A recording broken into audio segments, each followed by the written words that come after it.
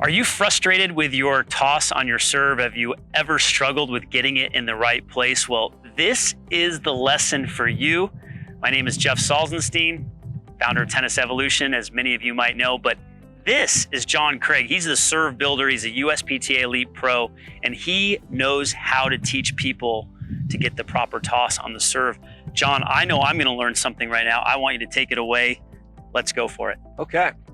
So obviously the toss is the most important part of the serve, and people really struggle with it. We're having to do the most important thing with our least favorite hand. So we've got to really learn what's going on and how to develop skills to help get consistency on the ball toss. So what I want you to do, first of all, is I want you to really understand the angle that you're going to release the ball ideally. And this feeds right into how Jeff teaches the serve as well. You want to make sure that the tossing angle is not towards the target, but it is actually away from the target. So you actually get a rotation away. When you start your serve, you rotate away and your arm extends at least on a 45-degree angle, if not slightly further from the baseline. That's what I really like, okay? And then what's really important is understanding exactly where you want to let the ball go. And this is a tip that I don't think I've ever heard from anyone before, and it's really, really important. And when you release the ball, you want your eyes to be waiting at the release point. So a lot of players will look up in the air, toss the ball and look for it up there in some spot. And some players will even kind of track the ball this way. But what I want you to do is I want you to take one last look at the court and your opponent, target, and then put your heel down and stay steady, and then lift your eyes to the eye level where you're going to let the ball go, and stay right there until you see the ball come there. So in this phase of the toss, you're going to come to the back foot and stay still, lift from the shoulder, and just wait for the ball to get there and then let it go. I love that. And when you're doing that, John, I have visions of Roger Federer. So still, so balanced, head is still when he releases the ball. Yeah, and he absolutely looks for the release point. So he's right there like this, letting it go right there.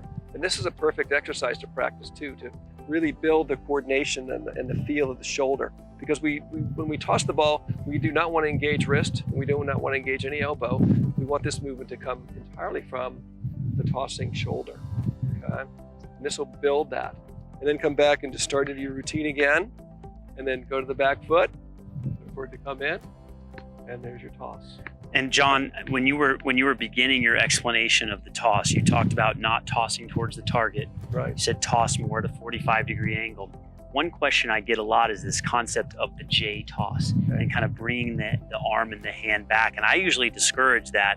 So can you kind of explain the difference between tossing to the target, 45, and then maybe someone who brings it back too far? Sure.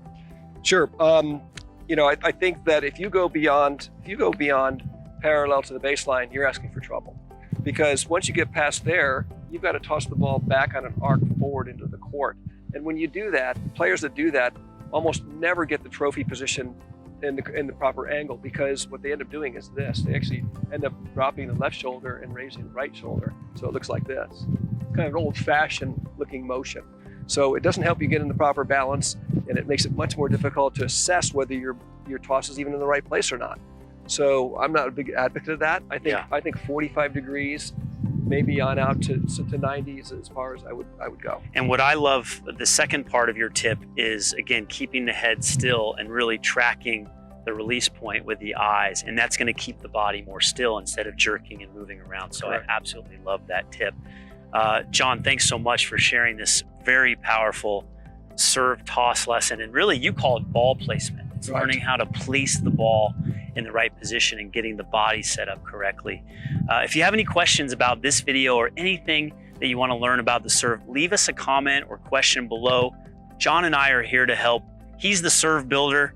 I'm the serve surgeon. Together, we're helping players all over the world transform their serves. We want to help you. Now, we have a free gift that we want to share with you.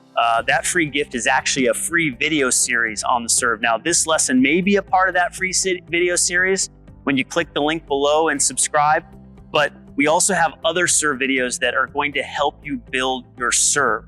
So go ahead and click the link below or somewhere in this video, and we are going to get you that free video series that's going to help you build your serve foundation. Trust us on this. It's going to help you take your serve to the next level. Also, make sure that you click the thumbs up button, turn your notifications on, and subscribe to the channel. We want to help you at Tennis Evolution. Thanks so much for tuning in today, and we will see you at the next lesson.